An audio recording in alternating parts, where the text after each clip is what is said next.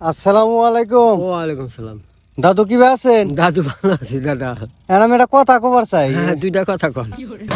সেটা হলো যে আমি আপনার কাছ থেকে 100 টাকার বাদাম কিনে নিম। কিনে নিয়ে আপনি যাবেন গা তখন চুরি করে খাম।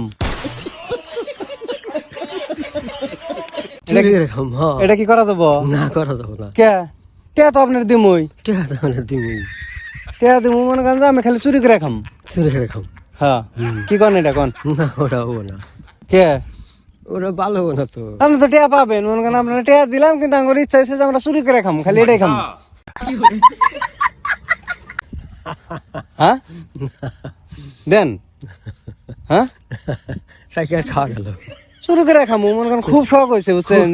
এই জন্য টিয়াও কিন্তু আপনার দিমু, 100 টাকা টিয়া দিমু কিন্তু আপনি যাবেন গা তখন আমরা চুরি করে খাম। চুরি করে খাম? 500 টাকা নিয়ে খামু না 500 টাকার খাম না, 100 টাকার খাম। 100 টাকা খাবেন? হ্যাঁ। ও এটা কি কন দেন? হ্যাঁ দেবো না। বাদাম আলার তো এই খেতালার বাদাম তো নাই, ওই যে খেতালার না তাহলে আপনার ক্ষেতেরটাই খামো আমি। আমার ক্ষেত্রে নাই।